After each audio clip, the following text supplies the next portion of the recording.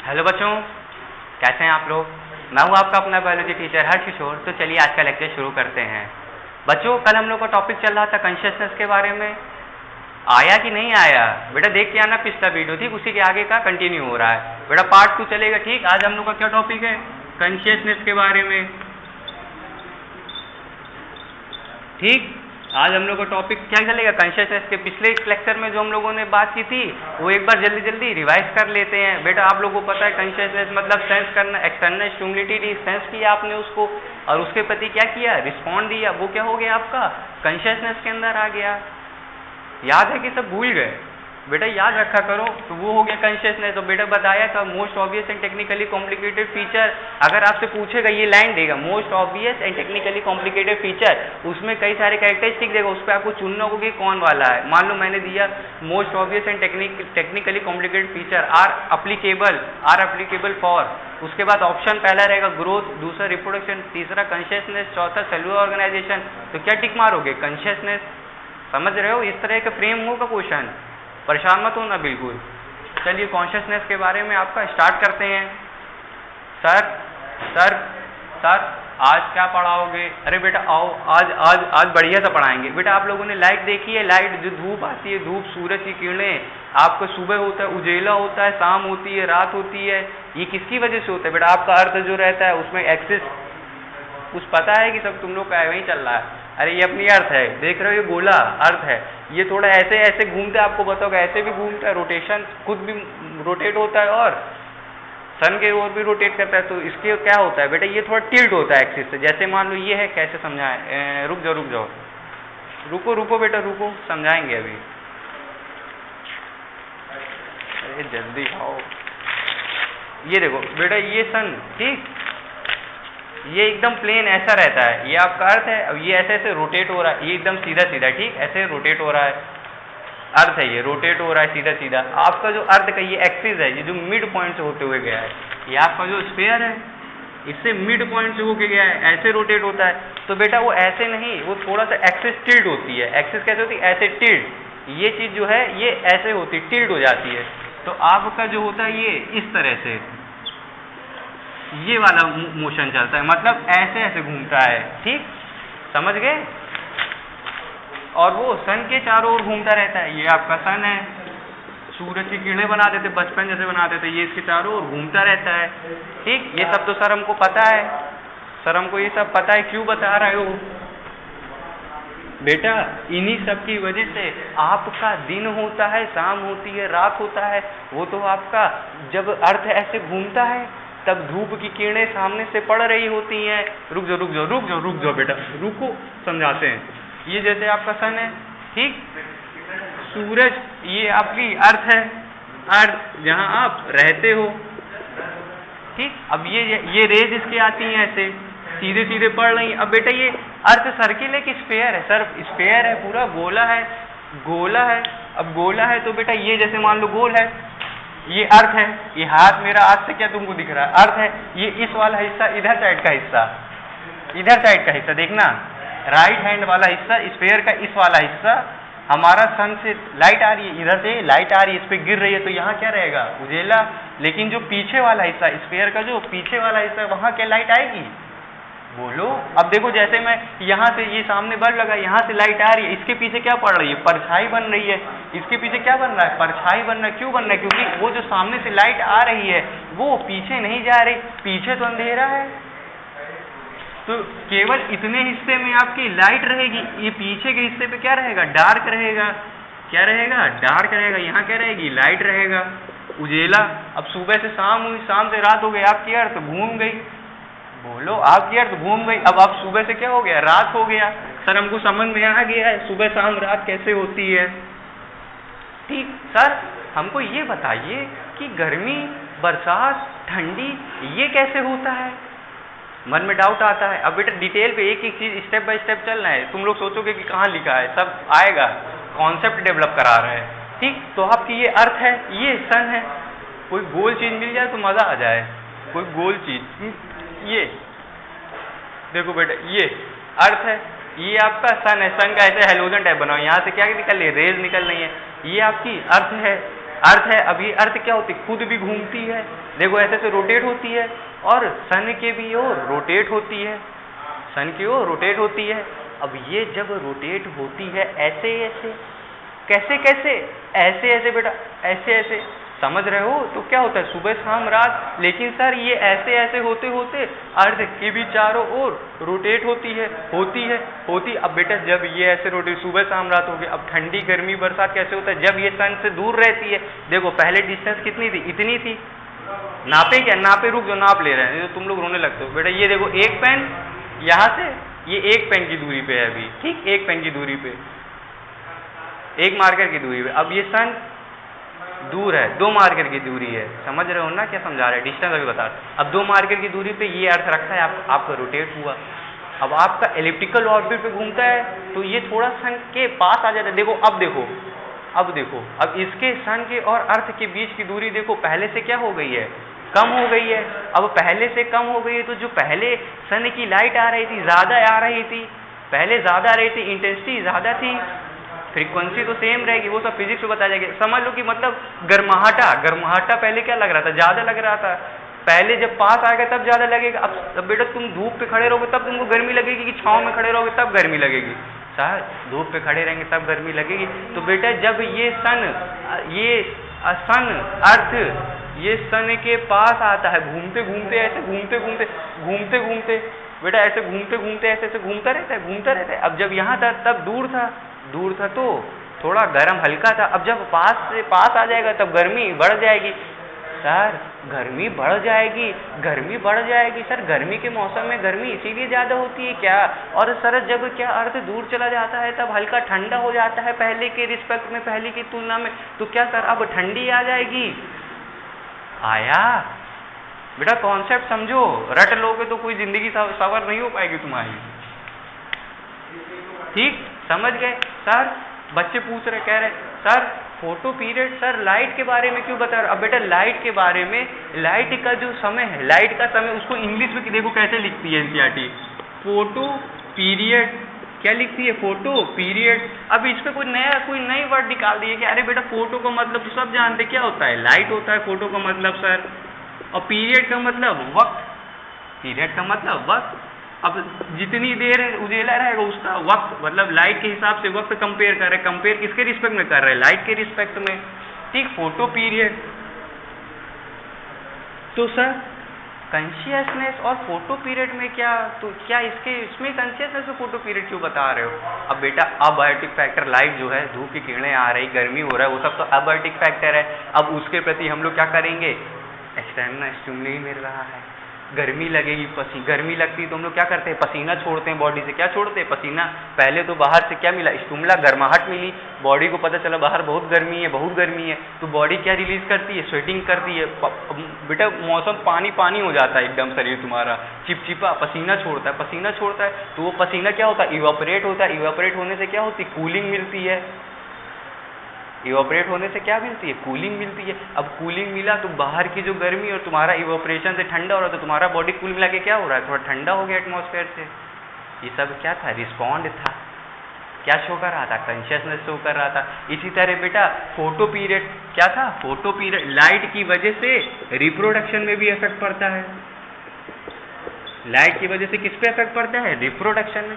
Sir reproduction से और light का क्या लेना देना है, ये सर नहीं समझ में आ रहा है हमको। सर ये हमको नहीं आ रहा है, तो बेटा आओ सिखा दे। बेटा फोटो पीरियड पे भी 2 टाइप के होते हैं, एक होते हैं ये बेटा फोटो पीरियड के रिस्पेक्ट पे तोड़ रहे हैं, मतलब लाइट के रिस्पेक्ट में किसको तोड़ोगे बेटा, ऑर्गेनिज्म को। ऑर्गेनिज्म कितने टाइप के हो गए, 2 टाइप के। पहले हो गया कंटिन्यूअस,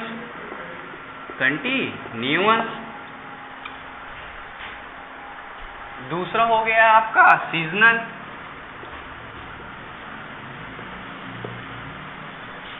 अब इस पे भी बताएं क्या, कंटिन्यू का मतलब होता है बच्चों लगातार, मतलब जो हमेशा चलता रहे। अब वर्ड की हिंदी तो तुमको आती है ना, नहीं आती तब भी बोले दे रहे हैं। सीजन का क्या मतलब होता है, मौसम, सुबह शाम, गर्मी बरसात, ये सब क्या है, मौसम। अब कुछ ऑर्गेनिज्म कैसे होते हैं, कंटिन्यू ब्रीड करते हैं। ब्रीड का मतलब सर क्या है? ब्रीड का मतलब ऑफस्प्रिंग रिप्रोड्यूस करना, ऑफस्प्रिंग बनाना। वो ब्रीडर होते हैं जो ऑफस्प्रिंग बनाते हैं, ब्रीड होती है उनकी नस्ल। लिखते जाओ, जो जो मैं बातें बताऊं उसको ऊपर आपके कॉपी की जो जगह होगी, और जो मैं इसमें नहीं लिखा हूं बोर्ड पे तो उसको आप अपना लिख लो हिंदी में। ठीक, इस तरह आपके कॉन्सेप्ट्स की ऊपर लिखते चले जाओगे, आपको प्रॉब्लम नहीं होगा दोबारा कभी। नहीं तो इसकी हिंदी ढूंढते रह जाओगे, जितनी फिर सर्च करोगे गूगल में, गूगल आंटी बता दीजिए हमको, फिर बेटा वो परेशान करेंगे आपको। ठीक, सीजनल और कंटिन्यूअस किसमें? रिप्रोडक्शन में। अब सर मौसम के हिसाब से रिप्रोड्यूस होता है, ये कभी मौसम पे डिपेंड नहीं करता, ये कभी भी रिप्रोड्यूस करता है।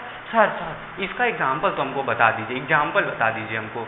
तो बेटा आपने देखा होगा मेढक देखा है, टू करता रहता है बारिश के मौसम में, आवाजें निकालता है वो बेटा अपनी फीमेल मेटिंग पता है ना, तो आवाजें निकालता है। पानी में रहता है, बारिश के मौसम में फीमेल को अट्रैक्ट करता है और दोनों एग बनाते हैं। वो अपना दिया स्पर्म, इधर ओवम, दोनों एग बना लिए। कौन से मौसम में? बारिश के मौसम में।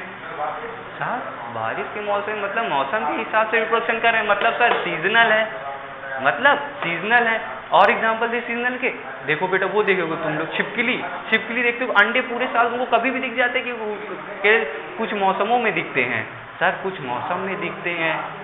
अब बेटा कंटिन्यूअस जो हमेशा पूरे साल रिप्रोडक्शन करते हैं उनको कोई दिक्कत नहीं, ठंडी गर्मी बरसात उनसे कोई मतलब ही नहीं है, जब चाहे तब रिप्रोड्यूस करें, मतलब जब चाहे तब रिप्रोडक्शन करे, या जायगोट बने, ऑफस्प्रिंग क्रिएट करें। तो इनमें कौन आ जाते हैं बेटा? हम लोग तो बेटा सबसे एडवांस फीचर है ना, एडवांस है सबसे, यूकैरियोट में सबसे कॉम्प्लेक्स में, सबसे ज़्यादा डेवलप में प्राइमेट हम ही लोग तो हैं। प्राइम मतलब सबसे पहले, प्राइम मतलब सबसे आगे। अब कंटिन्यूअस में ह्यूमन में हम लोग को साल देखते हैं कि गर्मी है, बरसात है कि ठंडी है, हम लोग को तो रिप्रोडक्शन की ऑफस्प्रिंग तुम देखते हो कि बच्चा कोई भी मौसम में भी आ जाता है, समझे? और बेटा और जैसे घोड़ा और भी है, रैट, कोट बेटा पहनने वाला नहीं, काऊ वो बकरी वाला। ठीक, ये तो लोग तो यही सब देखते हैं। अब फिर बच्चा पूछता है सर ऐसा क्या हो जाता है कि सीजन में उनको करना रहता है, इनके पास ऐसी क्या ताकत रहती है ऑर्गेनिज्म के पास कि ये पूरे साल कर लेते हैं? अब बेटा कुछ ऐसा चेंजेस आता है, जैसे देखो सबसे पहले तो आपको ये पता होना चाहिए कि गर्मी में ज़्यादा रिप्रोडक्शन करेगा और बारिश पे करेगा कि ठंडी में करेगा। खुद सोचो तुमको इन्वायरमेंट तुम्हारे लिए फेवरेबल कब है, मतलब तुम कब सबसे अच्छा फील करते हो? जब तुम्हारे पास सब कुछ रहता है। अब बेटा अभी के हिसाब से नहीं सोचना, ऐसे सोचो कि तुम पुराने ज़माने में तब तुम्हारे लिए क्या अच्छा होता है, गर्मी अच्छी होती, बारिश अच्छा होता कि ठंडी? तो बच्चा जो होशियार है वो कहेगा सर गर्मी अच्छी है, क्योंकि बारिश पे तो हर जगह पानी भरा होगा, कीड़े मकोड़े रहते हैं सर, बड़ा खतरा रहता है, इस पे हर जगह गीला रहता है, चट्टान वट्टान टूटने का डर रहता है। सर ठंडी पे तो भयंकर ठंडी रहती है, उस समय तो सर सब जम जाते हैं, हमारा जीवन ही मुश्किल पड़ जाता है भरी ठंडी पे। सर गर्मी में ऐसा कोई दिक्कत नहीं, तो गर्मी होती है तो उससे हम लोग को फर्क नहीं पड़ता। समझ रहे हो? सोचा करो, खुद दिमाग लगाया करो ऐसा क्यों है। अब बेटा गर्मी पे होता है, ठीक, अब गर्मी में ऐसा क्या चेंजेस करा दे, गर्मी में फेवरेबल और बता देते। देखो फेवरेबल पे खाना, फेवरेबल नहीं आ रहा है नहीं, तो देखो खाने के लिए कंपेयर कर लो ना, आपको खाना कब आसानी से अवेलेबल होगा, गर्मी में, बारिश में कि ठंडी में? गर्मी में आपको फल ज़्यादा मिलते हैं, बारिश पे तो बेटा फल वल रहता ही नहीं, सब टूट टाट के सब फंगस लग जाता है, भुंडार जगह लग जाता है। और ठंडी पे तो आप खुद सिकुड़े पड़े रहते हो एक जगह, कहाँ फल लेने जाओगे? बाहर जैसे घर से निकलोगे एकदम झाड़ा लग जाएगा, ठंडी लग जाएगी, तो घर से निकलोगे नहीं, फल ही नहीं खा पाओगे। जब जीवन ही नहीं है तो वहाँ पर क्यों रिप्रोड्यूस करेगा? तो क्या मेजर करता है वो? वार्म इन्वायरमेंट, गर्म जगहों पे। फेवरेबल इन्वायरमेंट सीजनल के लिए क्या रहता है? Warm environment. वार्म मतलब गर्म, करते सब में, अब कुछ लोग होंगे उस पर भी, लेकिन सबसे ज़्यादा फेवरेबल किस पे होता है? वार्म इन्वायरमेंट में। सीजनल, वार्म, और ये कब है? इनको तो कोई लेना देना ही नहीं, ठंडी, गर्मी, बरसात, ये बेटा सबसे होशियार लोग हैं, इनको ये बेटा तुम इन्हीं में हो, बधाई हो, आप लोग डेवलप वाले हो, ठीक, रोने नहीं लगना। अब बेटा सीजनल और बता देते हैं। अब बच्चा पूछता है सर ये सब हमको आ गया, ये बताइए ऐसा क्या हो जाता है ऐसा क्या हो जाता है कि बाकी मौसमों में वो रिप्रोड्यूस ना करे। सर आपने बोला यहाँ सही है, गर्मी में सही है, बारिश में गलत है, ठंडी में गलत होता है, नहीं हो पाता। तो सर ऐसा क्या हो जाता है ऑर्गेनिज्म में कि उसके पास केवल गर्मी में ही वो करता है, और कोशिश करे तब भी वो ठंडी और बारिश पे नहीं कर पाता, मतलब सीजन में अलग अलग टाइमों में नहीं कर पाता है। बेटा उनके पास उनको तो भाई पता नहीं चलेगा कब ठंडी का मौसम है, कब गर्मी का मौसम है। साल में शुरू में गर्मी पहले ठंडी, जनवरी फरवरी मौसम में ठंडी, फिर गर्मी बरसात, फिर ठंडी, फिर गर्मी बरसात। इस तरह तो हम लोग को तो ईयर देख के, मंथ देख के समझ जाते। लेकिन जो सोचो, जो ऑर्गेनिज्म में जो कैलेंडर देखना ही ना जानता हो, उसको कैसे पता चलेगा? हमारे पास तो घड़ी है, क्लॉक है, हम लोग उससे टाइम देख के समझ लेते सुबह शाम रात। लेकिन जो चिड़ियाँ हैं, जो कुत्ते, उनको कैसे पता चल जाता है कि अब होने वाला है, सुबह होने वाली है, अब गर्मी आने वाली है? देखते हो कि माइग्रेटिंग बर्ड जो चिड़ियाँ होती हैं वो ठंडियों पे गर्मी की शहरों की ओर चली जाती हैं। जो ठंडी आ गई, मेन लो कोई शहर है उसमें खूब ठंडी आ गई, तो वहाँ की चिड़िया क्या करती, माइग्रेट करती उन जगहों पे जहाँ गर्म इन्वायरमेंट हो। तो उनको कैसे पता चलता है? अब वो क्या भरी ठंडी पे माइग्रेट करती हैं क्या? बेटा वो लोग उसके पहले ही, मौसम आने से पहले ही माइग्रेशन शुरू कर देती ताकि वो उस वक्त तक वहाँ पहुँच जाएं। तो उनमें क्या खासियत है थी? बेटा उनके पास एक क्लॉक होती है। सर उनके पास भी घड़ी थी, चिड़िया बकरी लोग भी घड़ी लगाती हैं। बेटा उनके पास ऊपर वाले ने दी है एक घड़ी। कौन सी घड़ी बेटा दी है? Biological clock. ऊपर वाले ने दी है, ऊपर वाले गॉड, ठीक, गॉड ने बायोलॉजिकल क्लॉक दी है, उसके इनबिल्ट है शरीर के अंदर ही, आजकल की भाषा में। अब बेटा देखो शरीर के अंदर, जैसे हमारे ह्यूमन में ब्रेन के इधर साइड ठीक पीनियल ग्लैंड होती है। कौन सी ग्लैंड होती है? Pineal gland. अब वो समझाने के लिए बता रहा हो तो तुमको थोड़ा समझ में आ जाएगा, लिख के बता देता हूँ, ठीक, लिख के देखो कौन सी ग्लैंड होती है। एनिमल में बता दे रहा हूँ पहले कि एनिमल में कैसा होता है, इसको मिटा दे रहा हूँ, बस इतना ही लिखना है, ठीक। इसके बारे में डिटेल में आगे आएगा।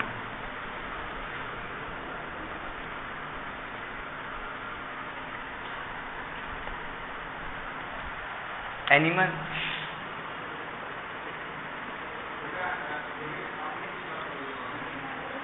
बेटा अब हम देख रहे हैं कि कैसा मॉडिफिकेशन होता है, कब होता है, कहाँ होता है और क्यों होता है, ठीक। सबसे पहले हम किसके बारे में देख रहे हैं? एनिमल के बारे में। जानवरों में ऐसा क्या होता है, क्यों मॉडिफाई होता है उनमें, तो वो याद है ना इधर क्या लिखा था? हाँ सर, यहाँ सीजनल ब्रीडर लिखा था। अब बेटा एनिमल में क्या होगा? एनिमल जानवर में मैं ह्यूमन का एग्जांपल दे रहा हूँ। किसका एग्जांपल दे रहा हूँ? ह्यूमन में। कैसे पता चलता है? और बाकी और में ह्यूमन में क्या होती है? पीनियल ग्लैंड होती है, पीनियल ग्लैंड। पीनियल ग्लैंड बेटा, पीनियल ग्लैंड एक ग्लैंड है जो क्या है? बायोलॉजिकल क्लॉक भी जिसको बोलते हो, लिख लेना यहाँ पर, बायोलॉजिकल क्लॉक, ठीक। नोट करो, अभी नोट करो, आगे कहानी चला रहे हैं, नोट कर लिए। देखो बेटा ह्यूमन इंसान, हमारे ब्रेन के अंदर पीछे एक पीनियल ग्लैंड होती है, वो क्या होती है? बायोलॉजिकल क्लॉक होती है सर। बाकी ऑर्गेनिज्म में भी होती है, बाकी जानवरों में भी होती है। वो क्या रिलीज करती है? ये रिलीज करती है मेलाटोनिन। मेलाटोनिन सर इसका क्या काम होता है? बेटा ये रिलीज होता है, इसका अमाउंट बताता है कि कब दिन है, कब रात है। इसको थोड़ा समझा देते हैं। देखो मेलाटोनिन का अमाउंट ज़्यादा हो गया, मेलाटोनिन का अमाउंट ज़्यादा हो गया तो मान लो रात हो गई, ठीक। और मेलाटोनिन का अमाउंट कम हो गया तो क्या हो गया? दिन। इस तरह हमारे दिमाग को, अब इसका मात्रा घटती रहती है और बढ़ती रहती है। इस तरह से हमारा दिमाग समझ जाता है कि दिन हो रही है कि दिन हो रही है कि रात। बेटा आप लोग को पता है ना कि आप लोग अगर एक टाइम पे सोते हैं और आप फिक्स कर लेते हैं वो टाइम, तो आपको अगले दिन उसी टाइम पे वापस नींद आ जाती है। तो किसका खेल होता है? पीनियल ग्लैंड का होता है, ठीक। मेलाटोनिन ये क्या कराती है? Biological clock, time. इसी तरह आ रहा है कि नहीं आ रहा है? अब इसी तरह प्लांट, पेड़ पौधों पे देख लेते हैं। पेड़ पौधों में, प्लांट में बेटा भी कुछ हार्मोन, ये क्या थे? Pineal gland, melatonin. मेलाटोनिन एक हार्मोन है, हार्मोन सर किस चिड़िया का नाम है? बेटा बस नाम जान लो, अभी जरूरत नहीं है आगे। हार्मोन। इसी तरह प्लांट में भी कुछ हार्मोन रिलीज होते हैं, प्लांट में भी कुछ हार्मोन रिलीज होते हैं। उसे क्या बोलते हो? पीजीआर बोलते हैं। पीजीआर फुल फॉर्म बता दीजिए सर। बेटा पीजीआर का फुल फॉर्म लिख लो, प्लांट ग्रोथ रेगुलेटर।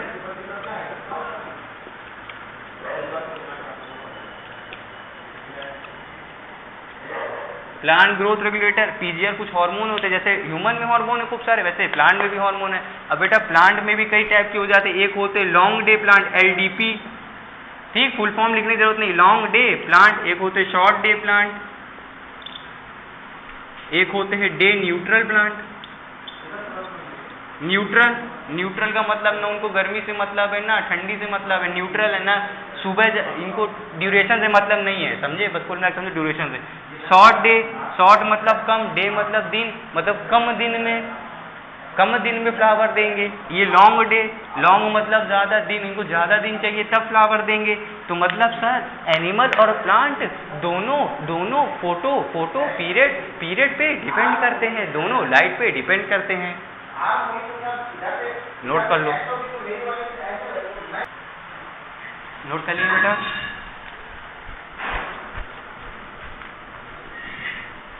रिवाइज करो पिछला टॉपिक।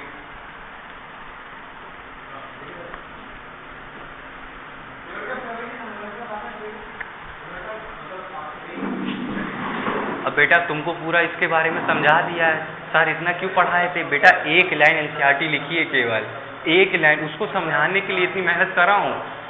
चाहता तो लाइन बताता, हिंदी बोलता चला जाता। सर क्या लाइन है बेटा? लाइन है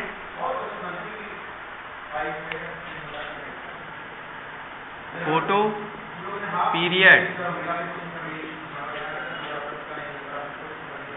इफेक्ट रिप्रोडक्शन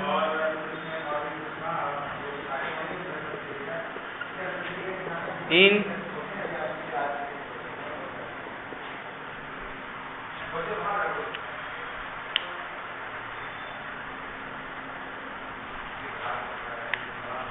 सीजनल ब्रीडर,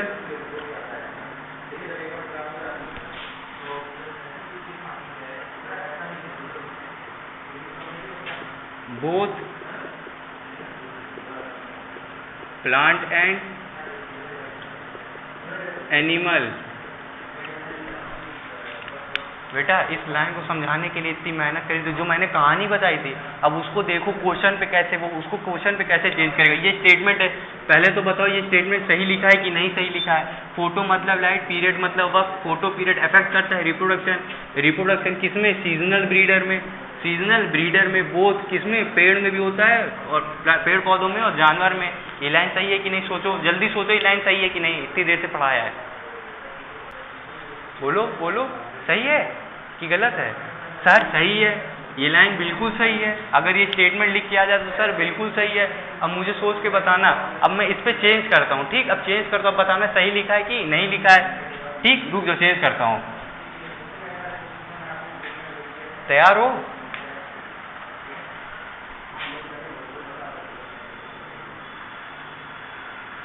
बेटा ये इधर मैंने इसको गायब कर दी, अब ये वाली लाइन पढ़ो, अब देखो सही है कि नहीं सही है। नंबरिंग कर देते, जो पहला वाला तो 1 नंबर, ये 2 नंबर का है, ये वाली लाइन दूसरे नंबर अपने कॉपी में नोट कर लेना, ठीक। यहाँ का गायब करो, ये पूरी लाइन छापो जल्दी जल्दी, बताओ सही है कि नहीं सही, सोच के बताओ, सोच के बताओ।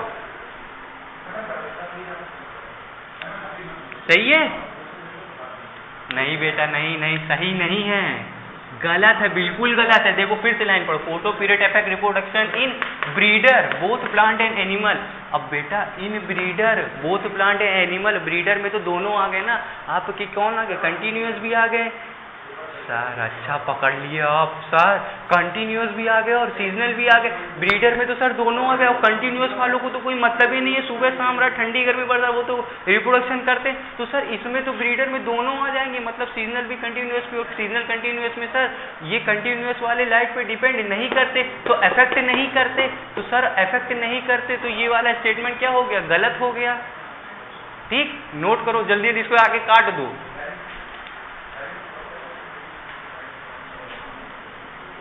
बेटा खेल चल रहा है, अब खेल तुम लोग को एप्लीकेशन सिखा रहे कैसे क्वेश्चन चेंज करेगा। अब तीसरा ये, अब क्या कर दे, यहाँ क्या दिखा रहा? सीजनल।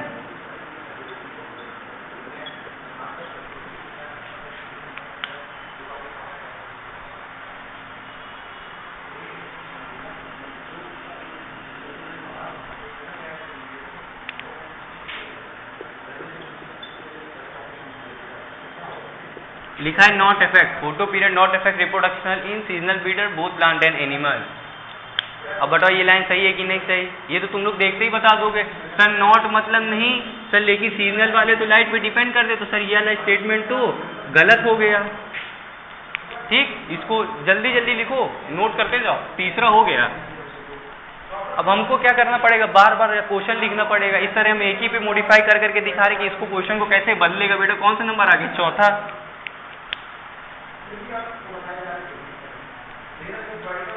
अब क्या बता दे?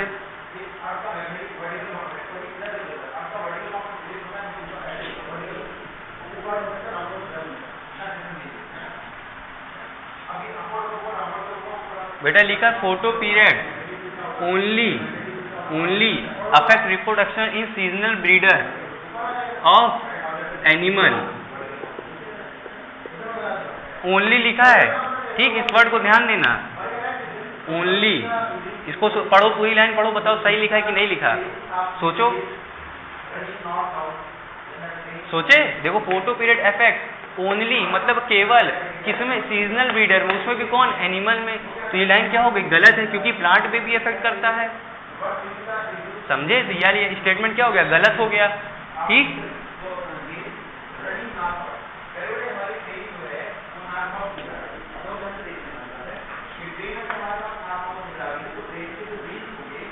बेटा ये एक और लाइन लिख दे रहे हैं। Photo period effect reproduction.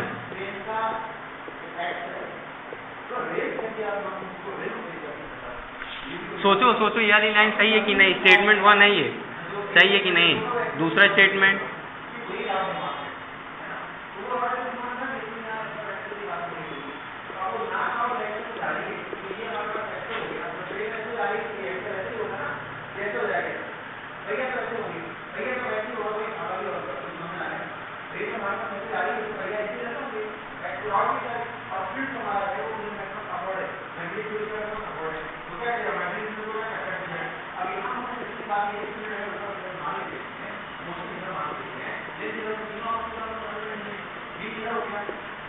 तीसरा स्टेटमेंट,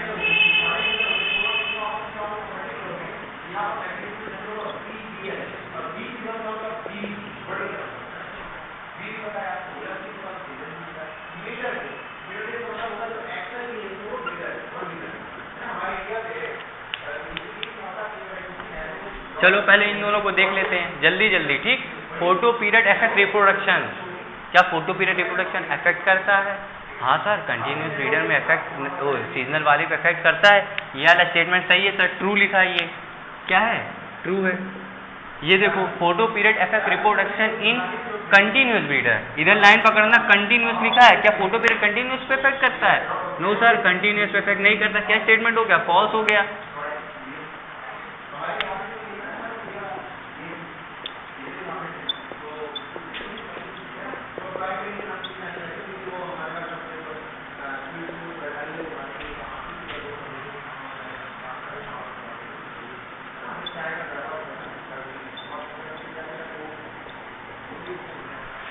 बताओ ये ट्रू है कि false? Photo period effect all organism, इस पे क्या पकड़ोगे? ऑल। क्या सारे ऑर्गेनिज्म में फोटो पीरियड इफेक्ट करती है?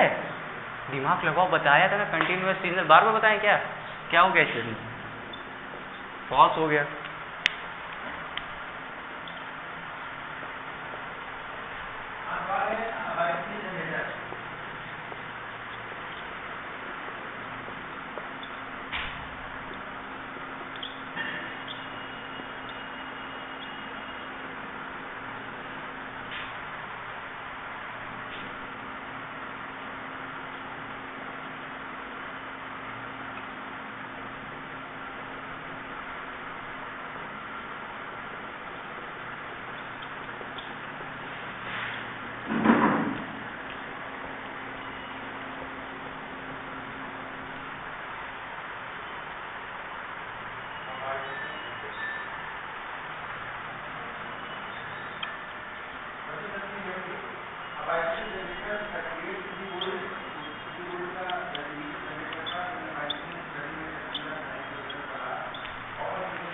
बेटा देखो क्या लिखा, photo period can not determine reproduction in all organism. ये स्टेटमेंट सही है कि नहीं? देखो कैन नॉट मतलब नहीं, डिटरमाइन करता मतलब करता है क्या, रिप्रोडक्शन किसमें, देखो लिखा है ऑल ऑर्गेनिज्म। क्या सारे ऑर्गेनिज्म में फोटो पीरियड की वजह से रिप्रोडक्शन पे इफेक्ट पड़ता है? सर ये तो फॉल्स है। ठीक, नोट कर लो, नोट कर लिए बेटा, नोट कर लिए बेटा। इसी तरह बदलेगा स्टेटमेंट। अगर गुस्सा नहीं बताता तो तुम लोग कर नहीं पाते ये सब, इसीलिए बेसिक से पढ़ा रहा हूँ, एक एक चीज समझा रहा हूँ कि कुछ भी पूछे वो। अच्छा बताओ, इन सब स्टेटमेंट में क्या वो एनसीईआरटी के बाहर चला गया था? नो सर, वो एनसीईआरटी के ही लाइन को मॉडिफाई कर रहा था बार बार। बेटा इसी तरह वो खेलता है और हम तुमको खेलना सिखा देंगे। ठीक, अब जैसे कोई को तैरते हुए देख के तुम तैरना नहीं सीख लेते, अब कोई को तुमने टीवी पे तैरते हुए देखा तो तुमको नदी में उतार दो, क्या तुम लोग तैरने लगोगे? No sir. अब बेटा कोई बैट बॉल खेल रहा है, तुम रोज क्रिकेट देखते हो तो तुमको मैदान में उतार देंगे बैट बॉल, तो तुम क्या सचिन तेंदुलकर बन जाओगे क्या? नो सर, मेहनत करनी पड़ती है, उस पर झेलना पड़ता है, उस पर प्रैक्टिस करनी पड़ती है। तो यही प्रैक्टिस चल रही थी। चल धीमे धीमे आप लोगों को बढ़ाते जाएंगे, धीमे धीमे सवाल का लेवल बढ़ाते चले जाएंगे। ठीक, आओ बेटा एक और स्टेटमेंट एनसीईआरटी लिखती है, human being has self consciousness.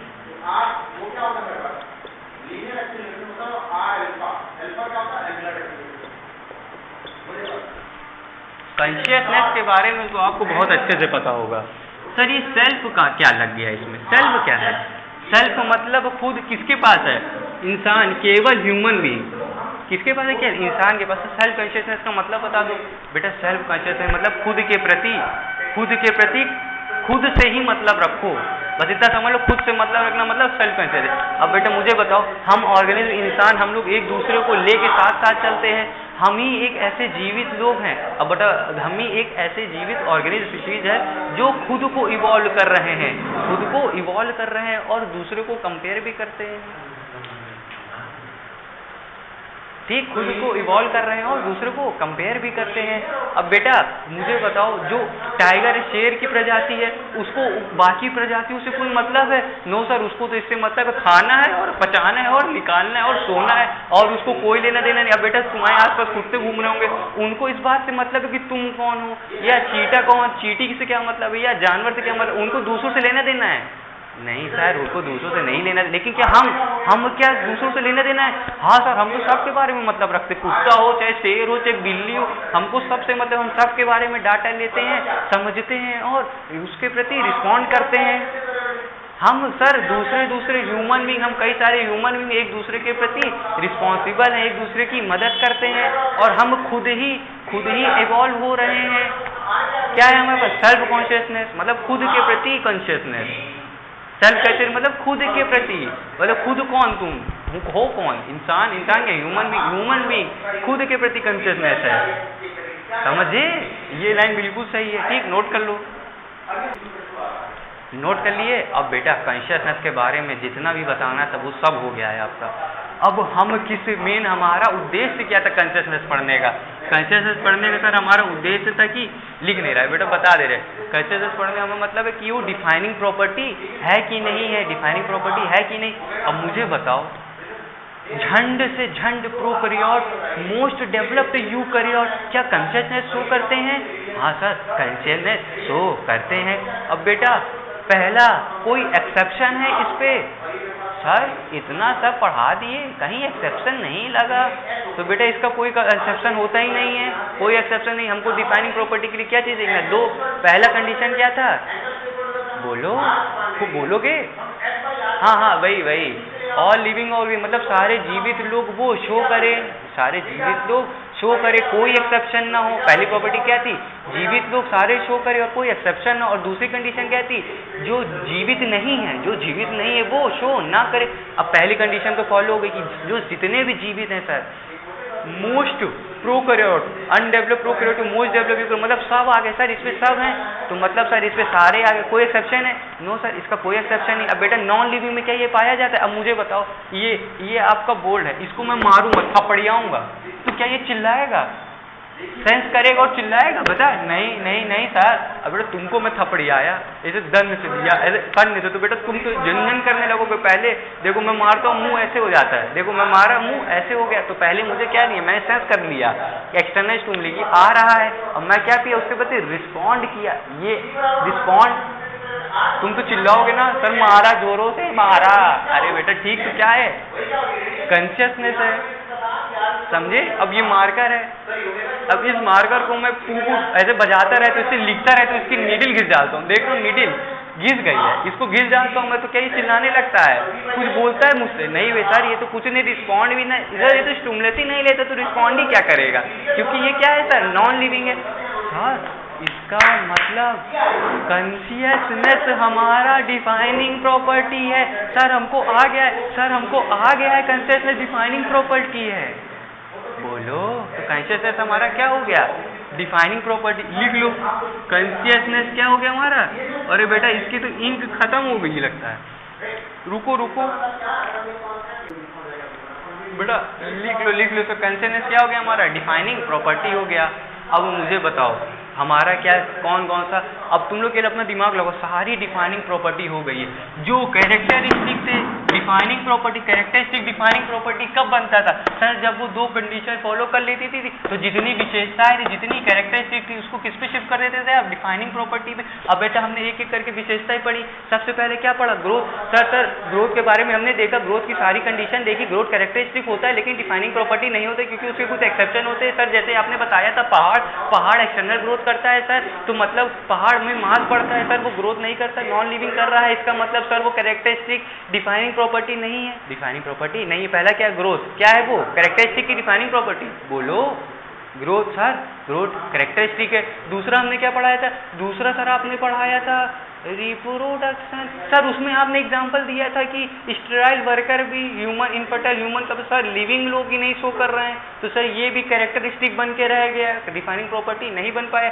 Sir तीसरा आपने पढ़ाया था सेलुलर ऑर्गेनाइजेशन, तीसरा क्या था, सोचो दिमाग रिकॉल करो, तीसरा सर सेलुलर ऑर्गेनाइजेशन था, मतलब सेल के लेवल पे था सर, ये तो basic fundamental structure function unit of life है सर, ये तो था सर सेलुलर ऑर्गेनाइजेशन तो हमारा डिफाइनिंग प्रॉपर्टी है सर, सेलुलर ऑर्गेनाइजेशन तो हमारा डिफाइनिंग प्रॉपर्टी है। बेटा चौथा क्या पढ़ाया था सर, चौथा आपने पढ़ाया था मेटाबॉलिज्म के बारे में, सर आपने बोला था मेटाबॉलिज्म सम में पाया जाता है, मोस्ट मेटाबॉलिज्म सम में पाया जाता है, सर ये भी डिफाइनिंग प्रॉपर्टी है। सर अभी हमने पढ़ा क्या पढ़ा बेटा, अभी सर अभी हम लोग पढ़े कॉन्शियसनेस, पांचवा प्रॉपर्टी, पांचवा कैरेक्टरिस्टिक के बारे में सीख रहे थे सर, इसका भी कोई एक्सेप्शन नहीं निकला सर, इसकी भी कोई वेरिएशन नहीं आया सर, इसमें नॉन लिविंग यूनिट, तो ये क्या हो गया डिफाइनिंग प्रॉपर्टी। तो आपका डिफाइनिंग प्रॉपर्टी कितने हो गए, बोलो सर 3 हो गए हैं। पहला हो गया है हमारा पहला हो गया है ग्रोथ, अरे दिमाग चला रहा, ग्रोथ नहीं है, हाँ ना बोला करो, पहला है ग्रोथ, नो सर ग्रोथ नहीं है बेटा, पहला अब फिर से बोल, पहला डिफाइनिंग प्रॉपर्टी हमारा आया है cellular organisation, yes sir cellular organisation defining property है। एक और डिफाइनिंग प्रॉपर्टी हमारी है कॉन्शियसनेस, हाँ सर कॉन्शियसनेस तो अभी पढ़ा, एकदम रटा है हमको, डिफाइनिंग प्रॉपर्टी है ये। तीसरा है सर मेटाबॉलिज्म भी है सर मेटाबॉलिज्म भी डिफाइनिंग प्रॉपर्टी है। तो कितनी डिफाइनिंग प्रॉपर्टी हो गई, 3, पहला सेलुलर ऑर्गेनाइजेशन, दूसरा मेटाबॉलिज्म, तीसरा कॉन्शियसनेस, और जो बाकी बचे थे कौन, ग्रोथ, रिप्रोडक्शन, ग्रोथ रिप्रोडक्शन, ये क्या है हमारे कैरेक्टरिस्टिक, 3 डिफाइनिंग प्रॉपर्टी, 2 कैरेक्टर, इस तरह और भी कई सारे लिखाए थे कैरेक्टरिस्टिक। अब वो दोनों वो सब अगर उनमें से कोई भी कैरेक्टरिस्टिक वो दोनों कंडीशन फॉलो करेगी तो उसको किस पे लगा दोगे, डिफाइनिंग प्रॉपर्टी पे, बोलो आ गया। तो उसको लिख लेना कॉपी में, क्या सेलुलर पहले लिखना, cellular organisation, metabolism, cellular organisation, metabolism, consciousness, ये तीनों क्या हो गई, बोलो डिफाइनिंग प्रॉपर्टी, और क्या है ग्रोथ, रिप्रोडक्शन, ये दोनों क्या हो गए कैरेक्टरिस्टिक फीचर। बेटा इतना डिटेल में बता दिया है ना, अब इसके बाहर तुम कुछ भी, जितने सवाल बने हैं एनसीईआरटी के, तुम कहीं का भी कुछ भी लगा दो, एक सवाल नहीं फंसेगा इस टॉपिक का रिलेटेड, एक सवाल। और अगर मैं गारंटी देता हूँ ये सब जो मैं बता रहा हूँ इससे इसी तरह इवॉल्व हो के सवाल आएंगे, और आपको स्टेटमेंट समझ में आना चाहिए, रट के काम नहीं चलेगा कि इसको आज रट लिया है, 3 टाइप के बच्चे होते हैं बायो में। पहले होते जो रट लेते, पूरी की पूरी लाइन ही रटी है उनके दिमाग में। दूसरे होते जो उसकी हिंदी समझते हैं, हिंदी मतलब उसका हिंदी संधि विच्छेद करते हैं, थोड़ा बहुत समझने की कोशिश करते हैं। और तीसरे होते जो उसको फील लेते हैं, समझे? तीसरे जो फील लेते, पूरे स्टेटमेंट की फील ले लिया, उसको क्या बताना चाहता है, क्या डीप पे नॉलेज है। तो बेटा जो तीसरे टाइप के लोग हैं जो फील लेते हैं, वही अगर स्टेटमेंट बदलेगा, स्टेटमेंट वेरी कराएगा, स्टेटमेंट में चेंजेस करेगा, वही उसको केवल पकड़ पाएंगे। जो पहले दूसरे नंबर वाले रटने वाले और हिंदी समझने वाले, उनकी टाइट फिक्स हो जाएगी। ठीक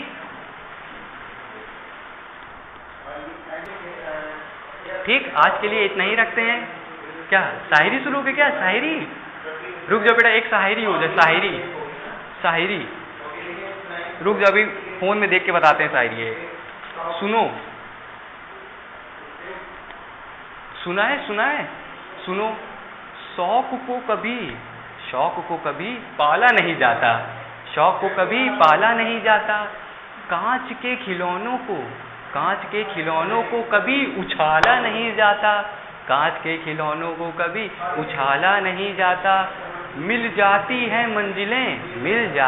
मंजिल कोशिश करने वालों को, मिल जाती है मंजिल कोशिश करने वालों को। हर बात को किस्मत पे टाला नहीं जाता। बेटा तुम लोग यही सब शायरी सुनने आते हो, फिर से बोल दे क्या? फिर से, शौक को कभी पाला